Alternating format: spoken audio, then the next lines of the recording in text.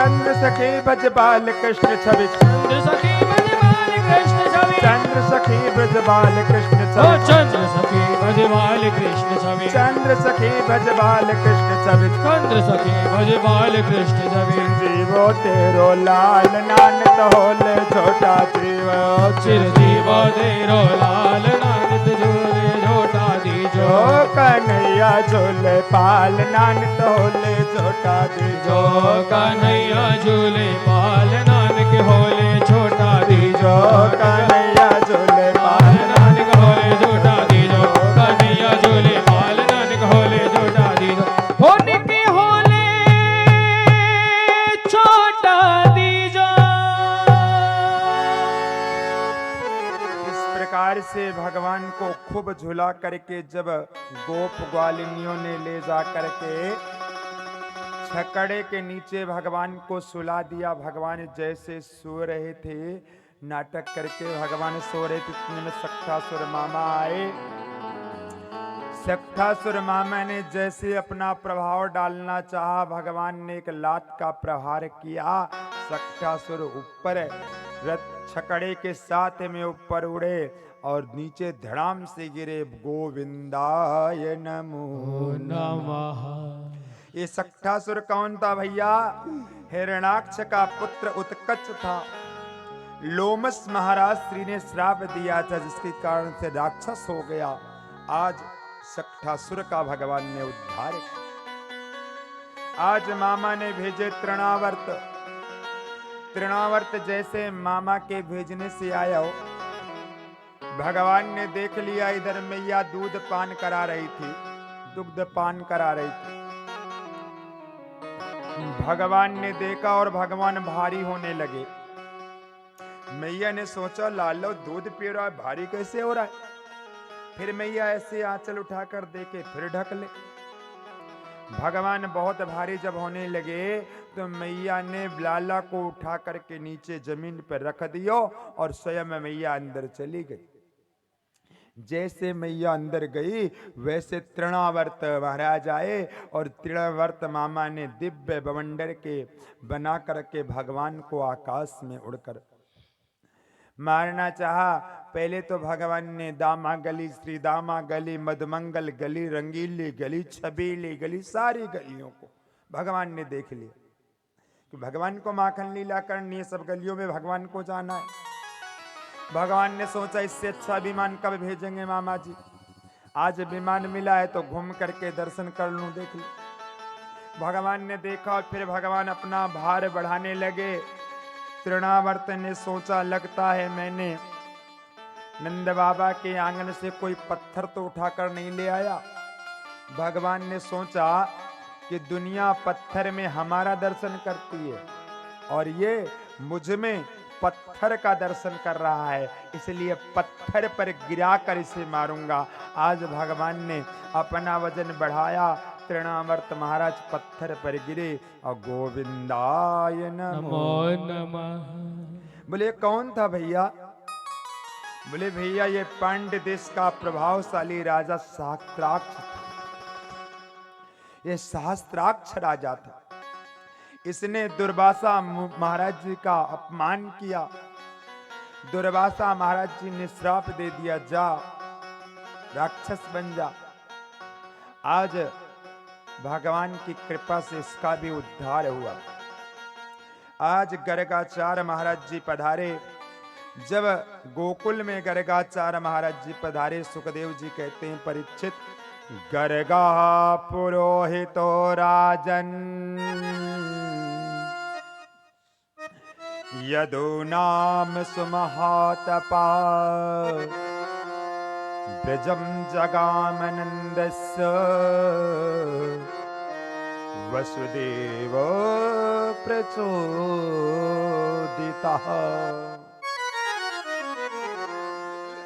वसुदेव जी के प्रयास करने से, वसुदेव महाराज जी के कहने से आज गर्गाचार्य महाराज गोकुल की तरफ प्रस्थान। जैसे गोकुल में नंद बाबा ने गर्गाचार्य महाराज जी को देखा, चरणों में प्रणाम किया। नंद बाबा आप हमारे बच्चों का नामकरण संस्कार कर दीजिए। गर्गाचार्य जी ने कहा मेरी एक शर्त है, मैं जब नामकरण संस्कार करूंगा जब आप उत्सव नहीं मनाएंगे तब। क्योंकि जब जब आप उत्सव मनाते हैं कंस कोई ना कोई राक्षस भेज देता है, बड़ा उत्पात होता है, इसलिए आप उत्सव नहीं मनाएंगे तभी तभी मैं तुम्हारे बच्चों का नामकरण संस्कार करूंगा।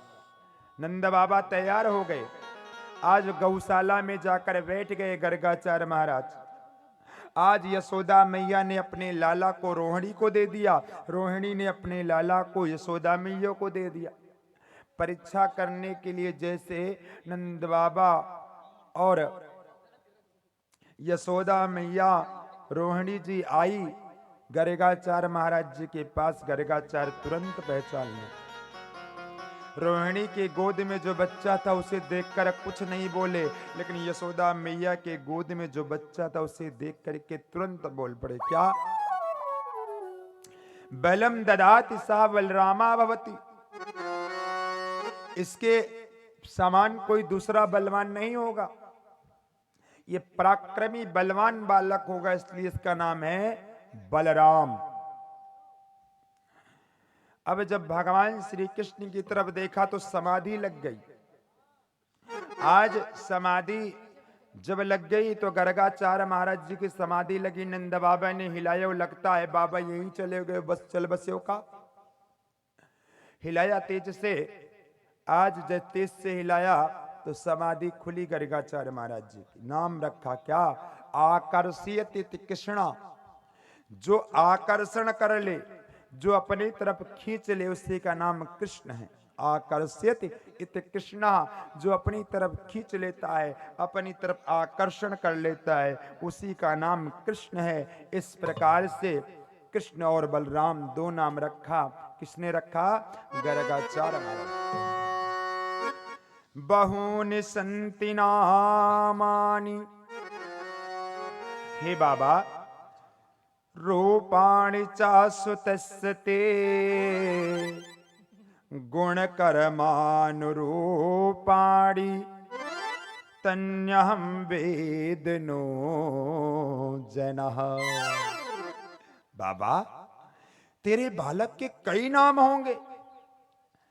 अरे बहूनि संति नामानि, कोई इसे गोपाल कहेगा, कोई इसे माखन चोर कहेगा, कोई चित चोर कहेगा। अरे इसके कई नाम होंगे। बहूनि संति नाम रूपाणि चाश्वतस्य चे, कितने रूप रखेगा उतने नाम इसके हो जाएंगे। गुण कर्म के अनुसार इसके कई नाम होंगे। इसको वेद भी नहीं जानते जितने नाम इसके हो जाएंगे। इस प्रकार से भगवान के कई नाम हो गए। आज मैया ने कहा मैं तो कलुआ और बलुआ ही बोलूंगी।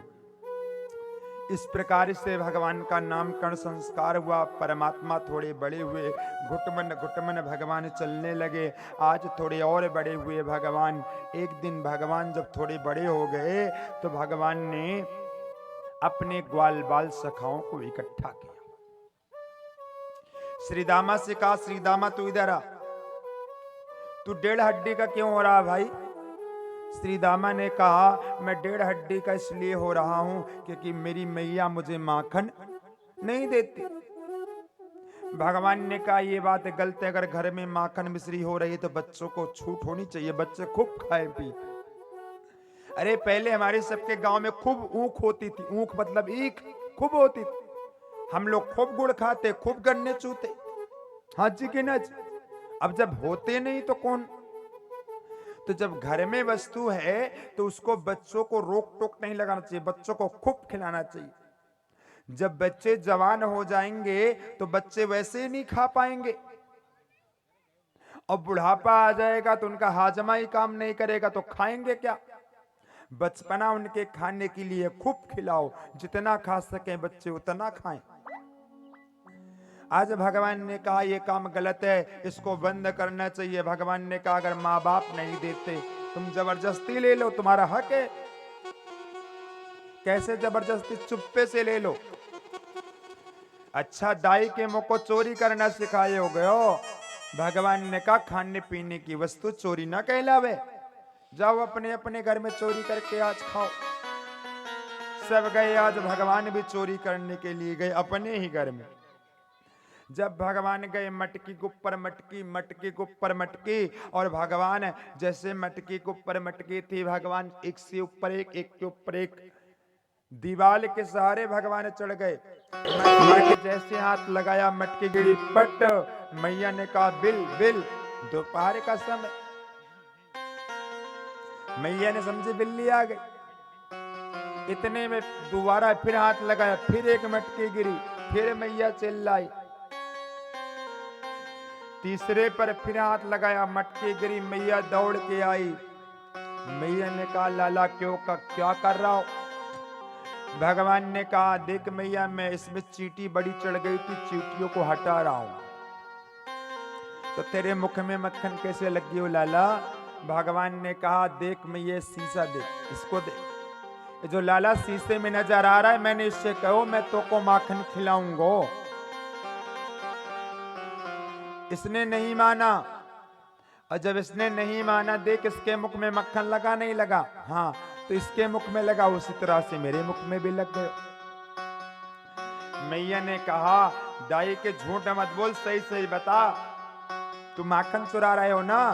तब लाला ने बताया मेरे हाथ में जो मोटा मोटा कड़ा पहना रखा आपने, ये गर्म हो गए थे, तो इनको ठंडा करने के लिए दही में डाल रहा था, इसलिए ठंडा हो जाए ताकि गर्म ना हो। इसलिए देख मैया, मेरे हाथ में भी लग गए हो, और जब हाथ में लगे तो मुख में लार आ गई, तो साफ करने लगा तो मुख में भी लग गए। मैया ने कहा मेरे घर में माखन मिश्री कोई कमी नहीं है, तुम एक काम करो, खूब खाओ, जितना खा सको उतना खाओ। कटोरा भर कर दिया, लाला खूब माखन खायो। लाल ने जाकर श्री दामाद गोप ग्वालों से पूछो कैसे? सब किसी की टांग टूटी, किसी के पैर टूटे, किसी की कमर टूटी, सब ने कहीं नहीं कहीं दिखाया, सबकी मार पड़ी, लेकिन भगवान बच गए। तब भगवान ने कहा अब मैं एक नियम लगाता हूं। क्या? बोले मैं एक विद्यालय खोलूंगा, उसमें जो भर्ती होना चाहे अपना नाम लिखवा ले। बाल गोपाल चोर लीला मंडली, भगवान ने एक मंडली बनाई, उसमें समस्त गोप ग्वालों को भर्ती कर लिया, जो भर्ती होना चाहे तो सबको भर्ती कर लिया। बोले इसमें माखन चुराना सिखाया जाएगा और माखन खूब खिलाया जाएगा। आज समस्त गोप ग्वाल मिलकर के माखन चुराने लगे और दिन दिन खूब माखन खाने लगे। कैसे खाने लगे? सुखदेव जी एक श्लोक में बोलते हैं, क्या? वत्सान मुंचन क्वचित समये, क्रोश संजात हासा, स्तेयं स्वादवत्यदिदधिपया, कल्पितैस्तै योगै, मरिकान् भोक्षण विभजति, सा चेन्नाति भाण्डं भिनन्ति, द्रव्यालाभे च गृहे कुपितो, यातयुपक्रोशतो कान्।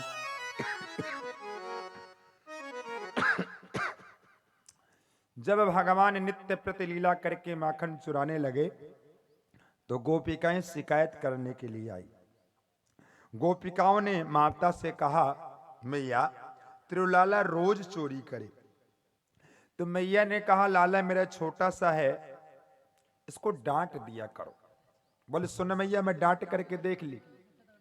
एक गोपिका ने कहा पहली मैया मेरी सुन। सुन क्या सुनूं? बोले वत्सान मुंचन। वत्सान मतलब होता है बछड़ों को। तेरा लाला बछड़ों को खोल देता है। तो मैया ने कहा बछड़ा खोलता है तो तुम लोग दूध दूह लिया करो, दूध लगा लिया करो ना। मैया क्वचित समय, कोई समय नहीं है कब खोलेगा, बिना समय के खोल देता है, क्वचित समय। तो मैया ने कहा लाला छोटा सा है, क्रोध कर दिया करो। तो क्रोध संजात हासा, जब मैं क्रोध करती हूं तो हंसने लगता है, और मैया जब ये हंसने लगता तो मुंह को भी हंसी आ जाती है, और जब मुंह को भी हंसी आ जाती है तो फिर गुस्सा अपने आप चला जाता है। हे मैया सुन। तो माता जी ने कहा कि आप ऐसा करो, दही मत रखा करो, मेरे घर से दही ले जाया करो।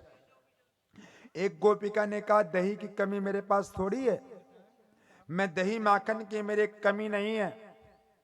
तो मैया ने कहा ऊपर रख दिया करो, एक मटकी के ऊपर, सबसे ऊपर रख दिया करो और रखवारी किया करो। दिन में ही आता है, रात में तो आता नहीं होगा, क्यों रात में मेरे पास रहता है, दिन में आता होगा। तो एक काम करो, रखवारी कर दिया करो। एक गोपिका ने कहा मैंने ये भी करके देख लियो। एक दिन मटके के ऊपर मटका, मटके के ऊपर मटका, सबसे ऊपर एक मटका रख दियो और मटकी में बांध दी घंटी और उसमें लगा दी रस्सी। रस्सी लगाकर मैंने कमरे में रख लियो और अपने ससुर जी को उस मटके के नीचे सुला दियो। देख तेरा लाला कितना दुष्ट है। कैसे? बोले तेरा लाला गयो मेरे घर में और जा करके पहले तो श्री दामा से कहता है छीक। श्री दामा जब छीकने के लिए तैयार हुआ तो एक गोप ग्वाल ने उसका क्या किया, उसका नाक पकड़ लिया। 3 बार इसने इशारा किया, 3 बार छीकने के, 3 बार इसने किसी ने नाक पकड़ लिया। फिर इसने खटिया सहित बाबा को उठाया और दूर रख दिया। एक के ऊपर एक, एक के ऊपर एक, सबसे ऊपर ये चढ़ गयो। पहले तो सब बंदरों को खिलाया इसने, पता नहीं कौन सी बांसुरी बजाई, सारे बंदर आ गए, समस्त बंदरों को खिलाया, फिर गोप ग्वालों को खिलाया, फिर स्वयं खाए और उसके बाद में सूंघ सूंघ कर सारी मटकी फोड़ दी। बोल भक्त वत्सल भगवान की। एक ने कहा सुन मैया मेरी बात, तेरे लाला ने तो मेरी नाक में दम कर दियो। एक दिन मटकी के ऊपर मटकी, मटकी के ऊपर मटकी, सबसे ऊपर एक मटकी मैंने रख दी और रखने के बाद मैया मैंने घंटी बांध करके कमरे में रख लियो। अब जैसे तेरा लाला आयो मोको पता लग गयो और मैं चुपके से दरवाजे के पीछे से देखने लगी। एक के ऊपर एक, एक के ऊपर एक, सबसे ऊपर ये महाराज चढ़ गए। और जब ये महाराज सबसे ऊपर चढ़ गए, जैसे चढ़े वैसे घंटी बज गई। मतलब जैसे सबको खिलाकर स्वयं खाया, तुरंत घंटी बज गई। और जैसे घंटी बजी मैं दौड़ती हुई आई, सब भक्कर चले गए, तेरे लाला उसी मटकी में अटक गए। इसने कहा भाभी मोके उतार ले। जैसे उतारा मैंने इसके हाथ पकड़े, चल मैया के पास पिटाई लगवाऊंगी। इसने कहा ऐसा मत करे भाभी, मोको पिटाई मत लगा, मैं मैया से बड़ा डरता हूं, मोको पिटाई मत लगवा। मैंने नहीं माना और जब मैं हाथ पकड़कर लाने लगी इसको, तो रास्ते में हमारे ब्रज में बड़ा घूंघट है, लंबा लंबा घूंघट। और जब मैं घूंघट काढ़ करके लेकर आने लगी तेरे पास, तो रास्ते में मेरे बच्चे को इशारे से बुलाए, इधर आओ इधर आओ। जैसे मेरा बच्चा आया, मोको कहता है भाभी मेरा ये हाथ दर्द कर रहा है, ये कम, ये हाथ छोड़कर ये हाथ पकड़ ले। और जैसे पकड़ने के लिए मैंने प्रयास किया, इसने मेरे बालक का हाथ मोको पकड़ा दियो और दौड़ता हुआ दूसरी गली से आपके पास आकर बैठ गया। मैया मोको माखन दे माखन, तो ने माखन दियो और ये माखन खाने लगा। जैसे मैं आंगन में आई अपने बच्चे को लेकर के, इसने कहा काकी पैर लागू। बोल भक्त वत्सल भगवान की जय। इशारे इशारे में कहा काकी इस बार तो लड़के का हाथ पकड़कर घुमाया है, दोबारा मुझे मैया के पास लाना चाहा तो पति का हाथ पकड़कर पूरे गली में घुमाऊंगा। बोल भक्त वत्सल भगवान की जय। इस प्रकार तेरा लाला लीला कर। एक गोपिका ने कहा न मेरे घर माखन न मिश्री, मेरे घर में गयो, पहले तो सूंघ करके देखो कहीं ना मिले कुछ। तो मेरी लड़की सो रही थी, उसकी लंबी लंबी चोटी, लड़की की चुटिया पटिया में बांध दी और पटिया में बांधने के बाद कान में चिल्लायो हौवा। और जैसे हौवा की आवाज सुनकर लड़की मेरी डरी और जैसे उठ के बैठी, उस चोटिया पटिया में अटकी, तेज से चिल्लाई, में दौड़ के आई, तेरा लाला भगता हुआ नजर आया। इस प्रकार से लीला कर रहा है। द्रव्यालाभे च गृह कुप्तो यात युपक्रोश तो का। अच्छा सुन मैया, मैं तो से शिकायत करने नहीं आई, मैं तो आनंद लेने आई। कैसे? मैं इसी से बात करूंगी। इतने में भगवान नीचे मुड़ी करके खड़े हो गए, और जब नीचे मुड़ी करके खड़े हुए तब ब्रजवासिनियों ने क्षमा मांगी और सब ब्रजवासिनियां अपने अपने घर गई। जैसे गई एक दिन कन्हैया बीच गलिन में मिल गए। जैसे गलिन में मिले कन्हैया, तैसे सभी गोपिकाओं ने मिलकर कहा, अरे सुन कन्हैया, आज के बाद तू मेरे घर में चोरी करने आयोगो ना तो अच्छा नहीं होगा। क्यों? तुझसे तेरे किसी दिन हाथ लगाए दूंगी। क्यों? तो हे काहो दिन, हे भैया का हाथ उठाकर बड़े प्यार से, तो हे काहो दिन हाथ